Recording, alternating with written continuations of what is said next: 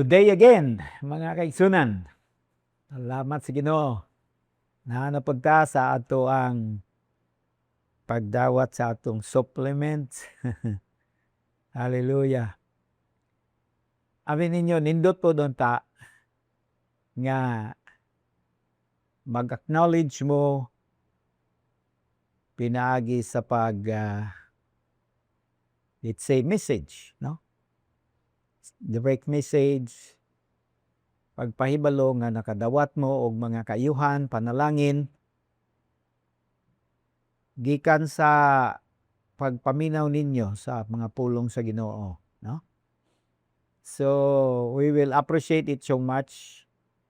Kami, ang team nato sa BCC Media, ako, of course, ang mga nag-record, nag-edit. Ibalo ko, malipay po sila, makadungog og mga testimonies gikan kaninyo na naka-receive mo og inspiration, encouragement, namo yung mga take-home nga mga insights tungod sa pagpaminaw ninyo sa atong broadcast. No? Again, baliko nako nga importante kaayo tong ikaw mismo nagabasa sa pulong, nya nagadevelop ka palalom, no? Sa imong pakigrelasyon sa atong Amahan nga nasa langit, kang Hesukristo nga atong Ginoo Manluluwas, og bisan pa usab sa balaan nga espiritu sa Dios. Dalaygon ang ngalan ni Lord. So magpadayon ta, we're taking a look at the book of Hebrews chapter 1, no? Introduction na to akong gihatag kaninyo sa milabay nga Domingo. Karon we will start reading verse 4. Paingon sa unahan, Hebrews 1 verse 4. Ang mauna nga makita nato dinhi, Hebrews 1 verse 4, si Jesus is much superior to the angels, as the name he has inherited is superior to the name of the angels. May numduman nga ang audience ani nga sulat mga Hebrew people or Jewish people during that time nga nahimong followers ni Jesus Christ. Nituo sila kang Hesukristo nga mo ang Mesiyas nga mianhi gidihugan sa Amahan, the anointed one, the only anointed one to be the savior of mankind. And many of them medyo nahimong shaky ang ilang estado kay tungod lagi sa daghang kay mga paglutos o kalisdanan nga miabot. So ang objective sa writer sa book of Hebrews was to encourage them in the faith. Dili nila buhian si Hesukristo. Dili nila i-give up ang pagtuo diha kang Hesukristo tungod lang sa kalisdanan nga ilang nagyan. Muna nga gikan naning verse 4, ang writer nagadiscuss sa pagka labing labaw ni Hesukristo kumpara sa mga manulunda. Mga Hudiyo, the Jewish people, they really firmly believe in the reality of angels. Of course, in the Old Testament, there were so many occurrences of angelic visitations, no?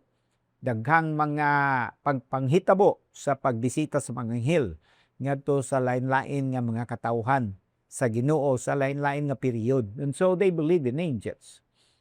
But here, in a few verses that we will read, gi-establish sa writer na si Jesus Christ, ang Mesiyas, mas labaw kaysa tanang mga anghel.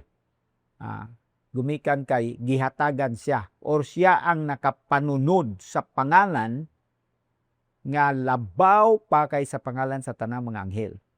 And that's Jesus the Christ. Praise be to God.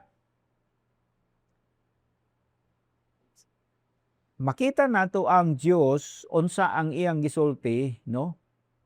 May tungod sa mga anghel. That's one. Nya ikaduha, unsay gisulti po niya mahitungod kang Hesukristo. So let's take a look at these verses. As we proceed in verse number 5, Ingon siya, "For to which of the angels did God ever say, 'You are my son. Today I have become your father'? Or again, 'I will be his father, and he will be my son'?" Kinsa man ang gipahinungdan sa Dios ani nga mga pulong, mga anghel ba? Dili. Wala ni niya gilitok mahitungod sa mga anghel, kundi mahitungod kang Hesukristo. Unsa niyang gingon? "You are my son. Today I have become your father. I will be his father, he will be my son." Kini nga mga verses, una, makita nimo ni sa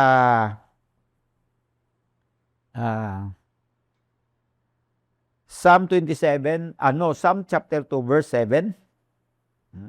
Unya 2 Samuel chapter 7:14. Dili na lang nako ni ibutang sa screen, no? O dili basahon lang ninyo. Pangitaon ninyo. Basta mao na ang gilitok. Dili anghel ang gipahinungdan na, kung dili si Jesucristo mismo. Gitawag siya sa amahan, "My son. Today ako nahimong imong amahan." Lain pa is jump ta sa verse number 8. Verse number 8. "But about the son," may tungod sa anak, ang Diyos nagingon, "Your throne, O God, will last forever and ever, and righteousness will be the scepter of your kingdom." Ang imong trono, O Diyos, mulungtad hangtod sa kahangturan, ug ang pagkamatarong mahimong sitro sa imong gingharian. No. Scepter kanang tatak man nga ginabutang ani nga na ilhanan, no, sa layo pa. Pareha sa mga eskwelahan like sa UP na sila nga na magita nimo pag magsulob ang usa ka estudyante ana, mailhan nimo nga taga diha na nga eskwelahan. So righteousness is the scepter of God's kingdom. Amen ba? Ang pagkamatarong mao ang usa ka lig-on nga ilhanan sa gingharian sa Dios. Nya nagpadayon siya sa pagingon in verse number 9, "You have loved righteousness and hated wickedness. Therefore God, your God, has set you above your companions by anointing you with the oil of joy." Mao nang gisulti sa Dios mahitungod kang Hesukristo. Gidihugan siya sa lana sa kalipay. Abi ninyo, ang tanang mga tao nga nag-connect diha kang Hesukristo, no? Pinaagi sa pagtuo kaniya nga siyang Mesiyas, maagasan, no? Mapiskan sa mao nga dihom sa lana sa kalipay. Pagkanindot kaayo. Abi ninyo, no, importante kaayo na ba? No, nga masabtan nato mga diha kang Hesukristo, diha lamang kita makadawat gikan kaniya og lana sa kalipay. Kalibutan na may mga offer sa kalipay pero dili man magdugay. Dali ra kaayo mulubad, dali ra muhupas ang kalibutanon nga kalipay. Pero ang kalipay nga gikan kang Kristo, ingon nga dinihugan, no? Christ means the anointed one. Usa sa anointing niya mao ang lana sa kalipay. Hallelujah. Then in verse 10, God also said, "In the beginning, O Lord, you laid the foundations of the earth, and the heavens are the work of your hands." Verse 11, "They will perish, but you remain. They will all wear out like a garment." Padayon pa, sa pagbasa sa 12, "You will roll them up like a robe, like a garment. They will be changed, but you remain the same, and your years will never end." Hallelujah. And then in verse 13, "To which of the angels did God ever say, 'Sit at my right hand until I make your enemies a footstool for your feet?" So all of this litok sa Dios pahinungod sa iyang anak nga mao si Jesucristo, aron pag-establisar sa kamaturan nga siya superior kaysa tanang mga anghel, no? Daghan man kayo ang mga malhin anghel, no? Millions of them. And there were angels, or there are angels na naay mga pangalan. Like Gabriel, of course, si Michael, kini sila ang 3 ka mga kusgan kaayo, dagkog ranggo nga mga anghel. And then the other one was Lucifer. However, of course, we all know Lucifer nag-rebel siya, batok sa Diyos, maoto nga cast out siya from the presence of God. And he became the devil or Satan. But prior to that, sa iyang rebellion, he was, an angel. Usa sa mga haligi nga anghel nga nagakuman. In fact, he was in charge of worship. Lucifer was the chief of all the worshiping angels. Michael was the chief of all the warring angels, mga warriors nga mga angels. While Gabriel was the chief of angels who were messengers or servants, serving, doing things. Pero walay usa kanila nga molabaw kang Hesukristo. Unsa man nagiingon sa Dios may tungod sa mga anghel? Balik sa verse 6. Balik sa verse 6. And again, when God brings His firstborn into the world, He says, let all God's angels worship Him. Sa dihang nahimugso si Hesukristo dito sa pasungan, mao na nitungha ang mga anghel. Dito og nagsimba sila. Kay ngano gisugo man sila ni anang pag-ingon sa kasulatan, let all God's angels worship Him. Nga ang tanang mga anghel sa Dios magasimba kaniya. Kana siya mabasa sa Psalm 104. Psalm 104, no? Verse 4. Now, Deuteronomy 32, verse 43. Mauna siya. Let all the angels worship Him. And then, in verse 7, in speaking of the angels, He says, He makes His angels winds, His servants flames of fire. So, duha ka butang ang atong angay masayran, may tungod sa, so far, no? May tungod sa mga anghel. Nga sila musimba ngadto kang Kristo. Buti pasabot, ilalom sila. Labaw si Kristo, sila musimba ngadto kang Kristo. And then another, nga gihimo sila sa Dios nga mga hangin, daw hangin. He makes His angels winds, daw hangin. His servants, flames of fire. And then, pag-abot sa katapusan, sa Hebrews chapter 1, sa verse 14, kini, pagkanindot kayo, unsa daw ang mga anghel? What are angels? Angels are ministering spirits. They are ministering spirits. They don't have bodies like us, no? But they can sometimes appear, in human form. Like si Gabriel, sa diyang nibisita siya dito sa panimalay nila ni Mary, bisan pa kag Elizabeth. Nakita nila si Gabriel, nakaistorya nila. Pero ang ilag yung estado, spirit sila, wala sila bodily form, but they are persons. You can relate with them, you can speak to them. They can speak back to you. They are ministering spirits. Unsa man ministering? Simply means serving. Mag-alagad sila ba? Suguon sila. And they are sent to serve those who will inherit salvation.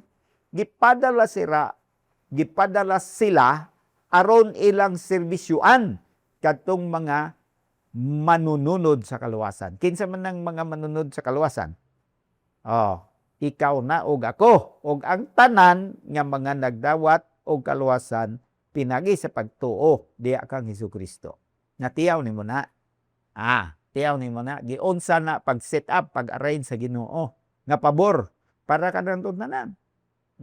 Nga kita bilang mga manununod sa kaluwasan diha kang Kristo, no? Maka-expect og serbisyo gikan sa mga anghel. Mao na nga pag-abot ini sa Hebrews chapter, mulaktaw ta kadyo sa chapter 13, no? Sa katapusan nga bahin sa sulat niya, chapter 13 verse 2, Hebrews 13 verse 2. No, nasangpit man nato ni last time. Do not forget to entertain strangers, for by so doing, some people have entertained angels without knowing it. Gitugon niya kini mga Kristiyano nga galisod sa ilang ginabuhi tungod sa mga paglutos, nahuyang ang uban, nakuratan sila sa mga kalisdanan nga niabot kanila. Gitugon sa nagsulat nga ayaw kalimti ang pag-abi-abi sa mga estranghero. Kay ang uban sa ilang pagkalibot, wa sila masayod nga ang ila day untang gitagad mga anghel. Anghel di ay to unya ilang gisnab. Tiyaw ni mo na. Unsa untay tuyo ato magserbisyo sa imuha. Magdalag maayong balita, magdalag kaayuhan, magtug-an kanimo sa mga butang nga umaabot. Siguro may warning siya sa imong kinabuhi. O kaya may milagro siya niya ipadangat tinang animo. Pero kay wa man ka magtagad na ignorante man ka, nasalikway nimo siya.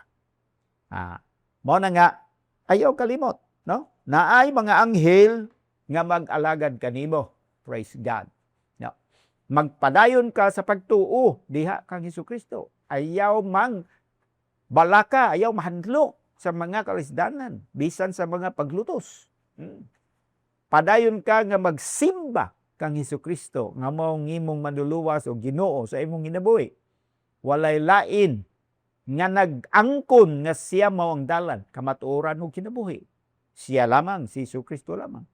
Walay lain nga nag-ingon ako mao ang tinabay nga nagnaog gikan sa langit. Ang mukaon kanako dili gayon mamatay. Walay lain nga nag-ingon ako mao ang pagkabanhaw o kinabuhi. I am the resurrection and the life. Ang magtuo ka nako, bisan pa kung mamatay siya, mabuhi ra siya pag-usab. Tiaw ni mo na. Walay lain nga nag-ingon nga ako mao ang dakong magbalantay. Hallelujah. Amen. Mo nga, sama sa ako nag-iigon, discuss kini, gisgutan kini sa nagsulat sa Book of Hebrews, aron pagdasig sa mga magtotoo nga mga Hudyo nga magpadayon sila nga magsunod ya kang Kristo. Maingon nga mao na ang ila nang gibuhat, no? Nagdawat na sila kaniya ingon nga Ginoog manluluwas. Ming tuo na sila kaniya, ming nunot na sila kaniya pila ka simana, pila ka buwan, pila ka tuig. Kaya lamang tungod sa grabe ka init nga mga paglutos, ubay-ubay kanila ang medyo naghuna-huna nga mupahuway sa siguro ko, umundag ba ko, aron lang nga muundag sad ang panglutos diya sa ilang hinabuhi. Pero ang tinuda na, mga igso, no? Si Hesukristo nga atong manluluwas o Ginoo, daan na siya nagsulti nga ang musunod kaniya pagalutuson gayon. Mao na ang iyang gingon. Ang musunod kaniya pagalutuson gayon. No, musunod ka sa anghel wa may paglutos nga mudawat moabot kanimo. Pero pag magsunod ka kang Hesukristo, ay madawat yun nimo ang mga paglutos.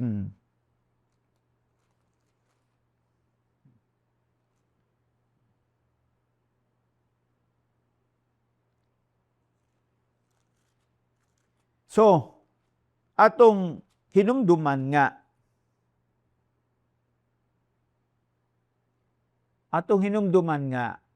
labaw gayud si Hesukristo kumpara sa mga anghel, no? Sa John chapter 16 verse 33. Pasahon ra gud nato ni. John 16:33. Si Jesus ani ang nagsulti, I have told you these things so that in me you may have peace. In this world you will have trouble. Sa King James, persecution. or difficulties. But take heart, I have overcome the world. Niini nga kalibutan, makabaton gayo og kamog daghang kalisdanan. Apan, magmalipayon kamo. Kay gidaog ko na ang kalibutan. Walay anghel nga makaingon ana, mga igsoon. Kundili, si Hesus Kristo lamang. Kaya nga, siya labaw kaysa mga anghel. Unsa gani ito ang mga anghel? Ministering spirits. Mga dili makita nga mga magsisilbi.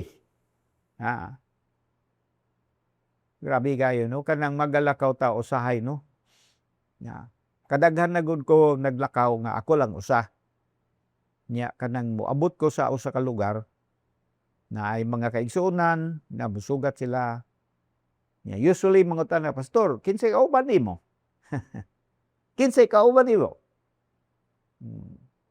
Mutubag ko ako rang usa. Ako rang usa ang makita. Pero na ako'y makauban, dili makita. Mga tawa sila.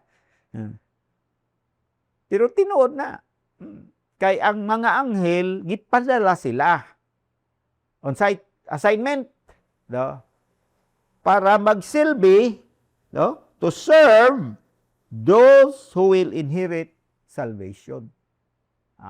Ilang serbisyo, alagaran katong mga manununod sa kaluwasan. Muna nga, magigsono, kung ikaw nasayod na nga nakadawat ka ng kaluwasan, ayaw buhii na. Ayaw nag-i-give up. Bisan pag unsay kalisdanan nga moabot si mong ginabuhi. Kay tabangan man ka sa Ginoo. Hallelujah. Tabangan ka. May mga anghel, no? Nga mo ayuda kanimo. Mahinumduman pagbasa nimo sa Book of Acts, no? Di ba si Apostol Pedro sa chapter 12 sa Book of Acts, gipriso siya. Gibalhog siya sa bilangguan. This was after gipatay ni Herodes si James. Iyang gipadakop dayon pagkasunod si Peter, kay iyang iplano pagkasunod pud adlaw iya na pong patsyon kay katong kamatayon ni James nakapalit payman sa mga religious leaders. So he wants to appease and to please the religious leaders, the Jewish people, para resulta padayon pa siya nga magkaroon og daghang mga sumusunod from among them. Samtang tuwa sa bilangguan si Peter, daghang kayong mga Kristiyano nagampo para kaniya. Tungod na ang Diyos nagsugog manulunda. Dito si Peter, no? Napriso siya. Kalit lang, nay anghel, nay tao. Nakita niya nga miingon, Pedro tindog, pagsulob sa imong sinina. Pagsulti pa lang sa anghel, nangatangtang na diretso ang iyang mga gapos. Gialalayan siya pagawas. Nanggawa sila atong prisuhan nga gigwardyahan og 16 ka mga gwardya. Ang gwardya gud wa gud taon kabantay. Gipakatulog siguro to sa anghel, gihuypan siguro to. Wa gid sila kamatmon. Ning agi lang si Pedro, kauban tong anghel, ning sunod siya ngadto sa anghel, pagawas nila sa dakong gate ngadto na sa syudad, ang gate ni abri ra iyaha. Nga walay tao nga nag-abri. Pero anghel gud to kay, ang anghel lagi may kapasidad man nga dili makita, pero pwede pud siya nga magpakita. So nakitaan sa ni Peter, wa sa makit sa mga gwardya. Tingala nila mga gwardya nga naabri ang pultan, way tao. Si Pedro, sa dihan na siya sa karsada, murag di siya katuo nga, tinuod abin niya, gatulong siya, nagdamgo siya. Siguro, kusi niya iyang kaugalingon. Bata man yun siya. Kaya lagi, ang hanghel sa Ginoo, nagatabang kanila. Nadili ni kaniadto lang mga kaigsuonan, we have recent stories of angels that have visited the people of God and brought messages of encouragement, messages of warning sometimes. Kay lagi sila ministering spirits sent to serve those who will inherit salvation. Mana nga, magpractice ta ba nga kanang managad yun ta, managad. Bisan mga estranghero, magpakita tagkaayo kanila. Kay mo lagi ito sa Hebrews 13, basin anghel ang atong kaistorya. So, unsa man ang atong maisip nga konklusyon ani mga igsoon? Duha. Una, simbahon nato si Jesucristo. Alagaran nato siya. Simbahon nato siya, alagaran nato siya. Imantala nato siya, ibalita nato siya, dili nato siya buhian, dili nato siya talikdan, dili nato siya balibaran, dili nato siya ilimod. Diba? Ilimod. Pareha ni Peter, gilimod niya si Jesus. Ang mga tinunan, silang tanan nanagan ni atong takna nga si Jesus gidakop, gitaral sa hukmanan. Nanagan sila, mitalikod sila kan Jesus. May nalang gani, nahuwasan rapod sila. Si Peter especially, nakaamgor siya nga mali to iyang gibuhat. Primero, nanumpa pagod siya nga dili to niya buhaton. Kaya lagi dili makasiguro sa imong kaugalingon. Mao nga, after hearing all this, no, ang gideklarar sa amahan may tungod sa iyang anak o ang gisulti niya may tungod sa anghel, we can only do two things. One, we can continue and must continue worshiping Jesus, serving Jesus, loving Jesus, proclaiming Jesus. Meanwhile, let's expect that God, one moment in time, will send an angel to serve us. So here we are worshiping Jesus and serving Him, praise God, in our hour of need. Sa takna sa atong panginahanglan, God will intervene on our behalf. Most likely, He will send an angel to help us. Siguro pwede po nga ang Diyos mag-mobilize ang tao, no, nga physical, nga mahimong anghel siya para kanimo. Di ba? Usay mo litok man ta. May gani na anghilan ko. Buti pasabot, may gani kay na dipinsaan ko ba? Naining tubos na ko ba? Naining lukat sa ako ba? Naining piyansa sa akong kinabuhi ba? So makaingon tag, you're my angel. O di ba? Not necessarily nga siya na himong literal physical ng angel, pero naghimo siya buhat nga angay unta himuon sa anghel para nimo. Pero dili na kinanglan ang langit nun anghel kay na may tao nga gimobilize si Lord para motabang kanimo. Dalaygon ang ngalan ni Lord. Amen? Hallelujah. So what an inspiration to know. Nga sa atong panahon, bisan to daghang kalisdanan, dagang paglutos, persecution, trouble, difficulties, all this stuff happening all around us. Di ba? Pero di tamadlok. Kay naman si Ginoong Hesukristo, ang Diyos nga man naman, ug unya, ready ang mga anghel. Hallelujah. Anytime. Just in case wala nagilain nga magamit ang Diyos para kanimo, pwede nga kalit lang na anghel. Nga motungha mo abot. Diya si mong kinabuhi, nunya ikaw iyang tabangan. Tabangan ka ni Lord, pagpadala, pinaagi sa pagpadala o anghel. Magpasalamat ta. Father, salamat sa imong pagkamaayo kanamong tanan. Salamat nga si Jesucristo, labaw gayud. In fact, He is much superior kaysa mga anghel. Kay siya lamang ang naka-inherit sa pangalan nga labaw sa nga tanan nga pangalan. Hallelujah. Ug kadtong mga mualagad kaniya, musimba ug musunod sa iyang kabubuton, kadtong mga magkinabuhi nga sibo sa iyahang buhing pulong, dili pasagdan sa Dios.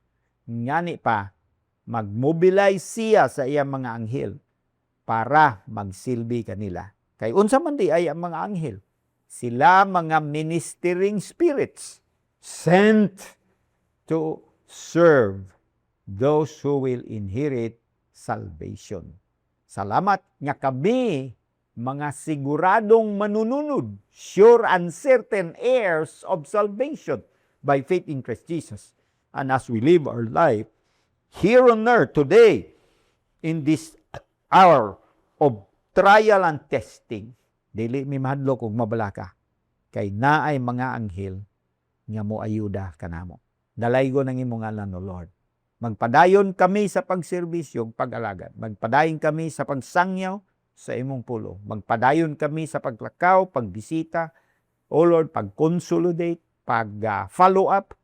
Magpadayon kami sa mga bulhaton. Pinagi sa imong ngalan. Alang sa imong himaya. In Jesus' name, Amen. Amen. Hallelujah.